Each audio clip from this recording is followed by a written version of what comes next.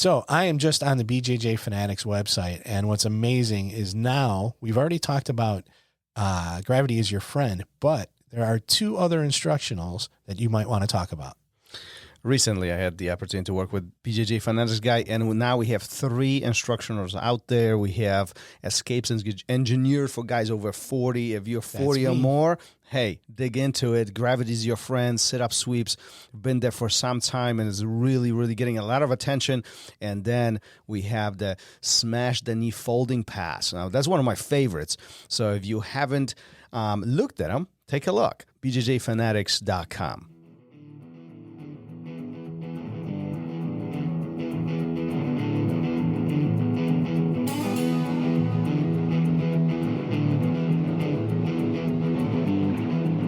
Welcome to Raw Radio.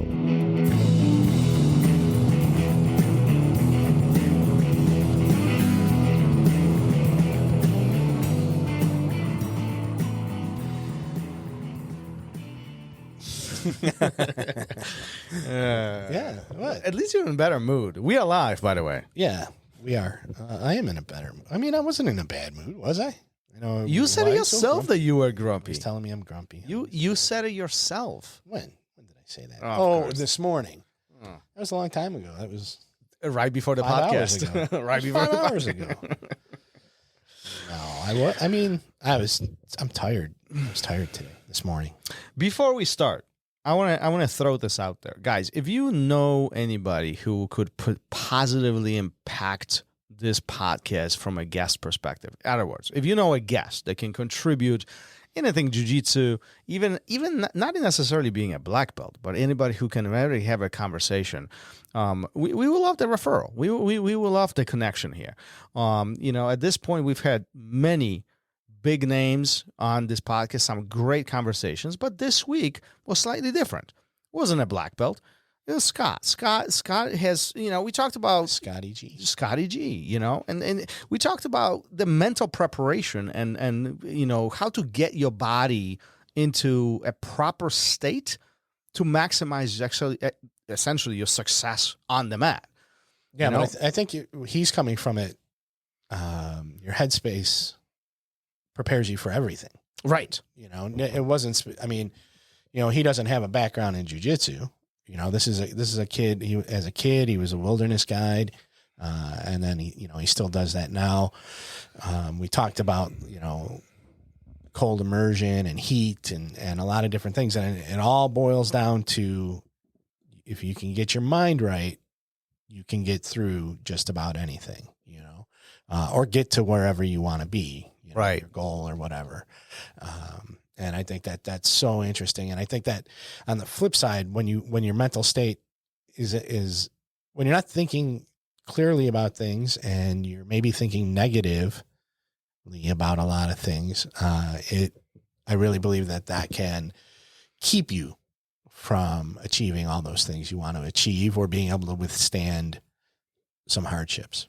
Oh, I agree. I mean, and we can even take this off to mat, whether you're dealing with work or a project or, things at home or professionally or conversations with friends or find ourselves in a tough situations. I think one of the things that he did talk about is visualizing things before they really happen and putting yourself in this mental state of feeling and being there before you arrive. Yeah. And he's not, he was sure to say not like envisioning your role or what you're going to do, during the rounds. Not role play. Yeah. But like, what's the mat smell like? What's my gi feel like? What's, and I'm assuming, I'm wondering, we didn't get that deep into it at that point, but what's it like to be under somebody being smashed? What's it like to be,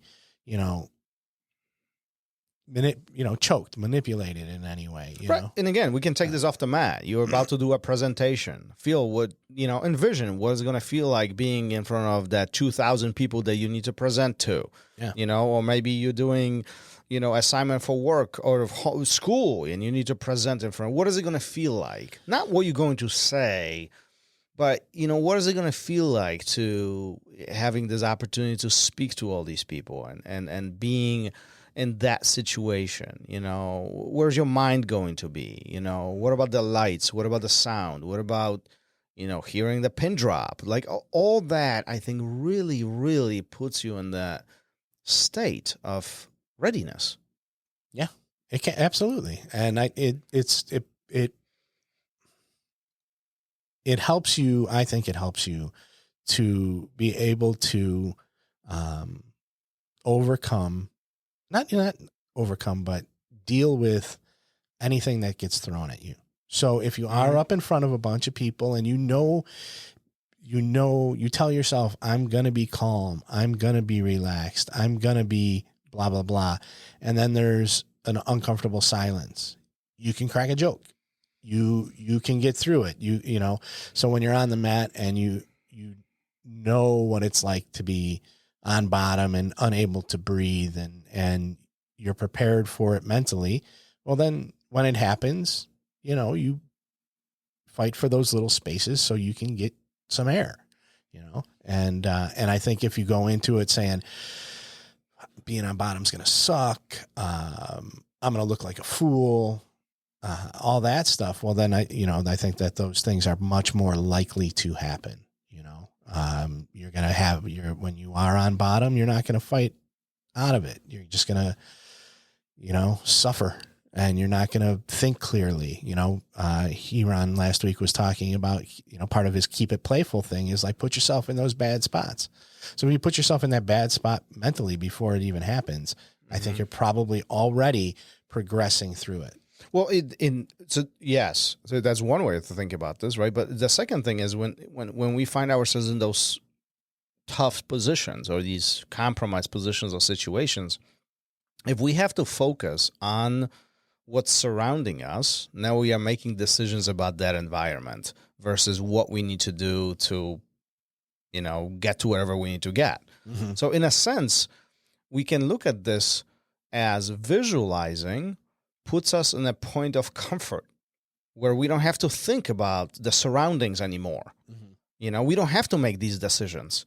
We are comfortable there. Yeah. Now we can really make decisions about what we need to do in order to achieve our goal. And, bringing it back to what you were saying a moment ago, we're on the bottom of somebody. If we are comfortable being on the bottom of somebody, we don't have to be concerned about pushing, shoving, bridging, getting out of there for dear life because there is no risk. There is no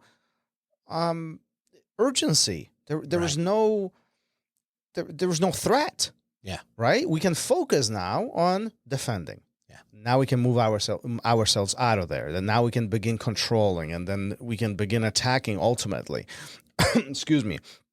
However, if we flip this to the other side, when we are so hyper-focused on the surrounding, that's where we are not making those decisions to get ourselves out of there. Mm-hmm. We are really struggling with what if, what about this, what about this, what about this, and we are unable to read the surroundings around us. Do you think that's perhaps why a lot of the professionals who deal with high stress situations, they drill these situations over and over and over to really create a point of anticipation what might happen? Absolutely. I mean, anything that you do repetitively, you become comfortable with. Mm-hmm. So it doesn't matter if you're, if it's jujitsu or performing on stage in front of a large audience, anything, that's why you rehearse. Yeah.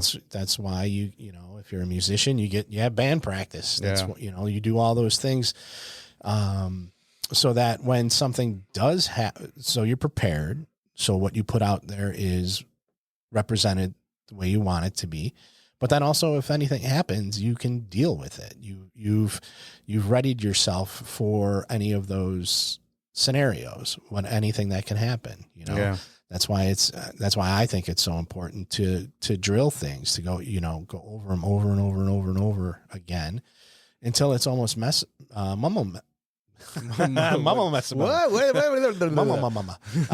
memory.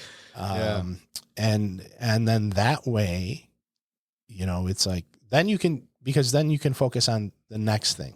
You can focus on the what if at that point.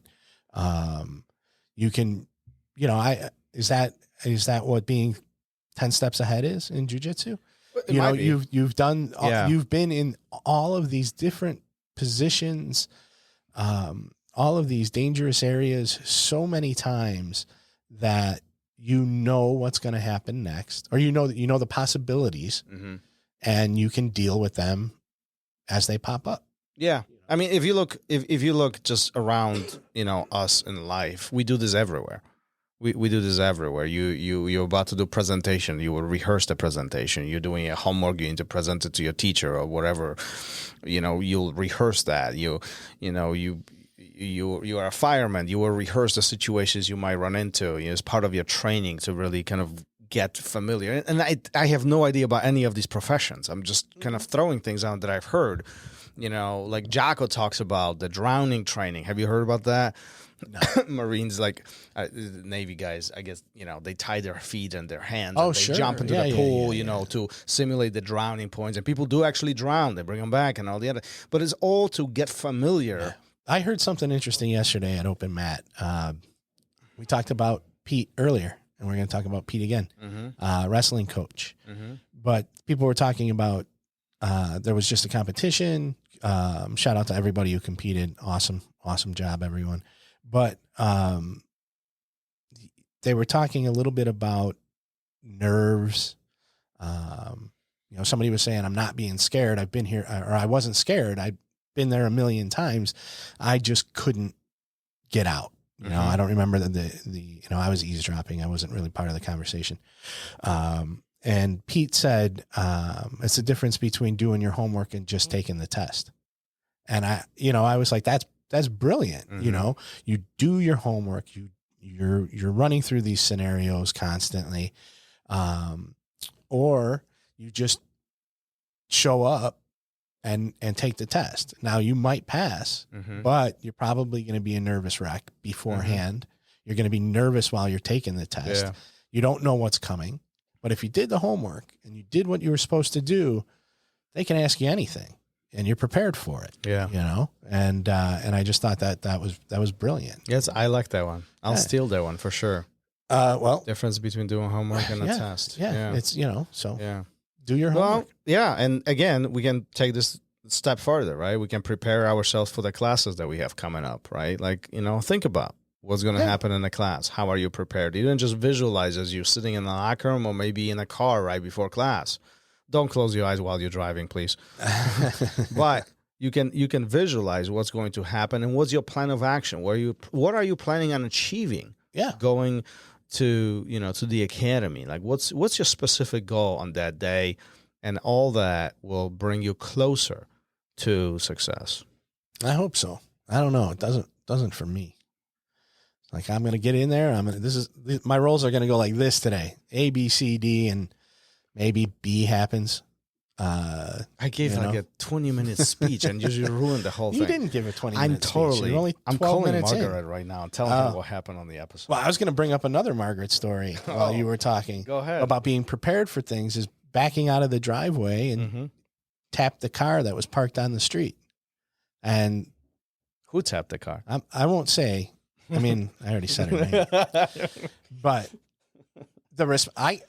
I was the passenger. The response I got was, "There's never a car parked there."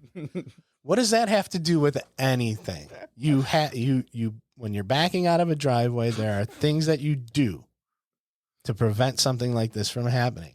And the fact that there was a car there, I mean, you have mirrors, you have shoulder checks. Regardless if there's a car there or not, you should be doing these things so that something like that doesn't happen, right? And that's why you have these tools available. And I think that's kind of the way you should be in your headspace, is like, these are the things that could happen. This is how I need to deal with it, right? I feel that these situations are highly stressful, and I feel bad for Margaret that she has to put up with you. Well, listen, if you do a shoulder check and you look in your rear view and your side view mirrors, you will not hit an object that is not moving. That object is not moving. Maybe she was stressed out about you being next to her. Maybe. I don't know. But, it's because I'm a fabulous driver. Is this recent? No, it was a couple of years ago. Okay. Well, at least but it would, so you run through these scenarios so that when the unexpected, like a parked car, comes up, you're prepared for it. I don't know. Yeah. That analogy isn't really a good one for what we're talking about, but it came to mind, so I wanted to tell it. There's never a car parked there. I did say this on the episode. I will repeat it again just in case you didn't listen to the episode yet. This might be the last episode that Gary's on the show, and he might not be alive. Gentlemen. Shortly. Gentlemen, this winter, when it is below zero outside. Let's wrap this up before Gary gets in trouble. While your wife is sleeping, go outside for as long as you can handle it, and then go back in your bedroom, slide into bed, put your arms around your significant other, just to see what happens. Just to see what happens. It's a good time. Let's wrap this up. All right. Later. See ya. Thank you for listening to Raw Radio. If you enjoyed the show, don't forget to leave us a review and help us make the show even more amazing. For future episodes, check out our website and follow us on all major podcast platforms. Take care.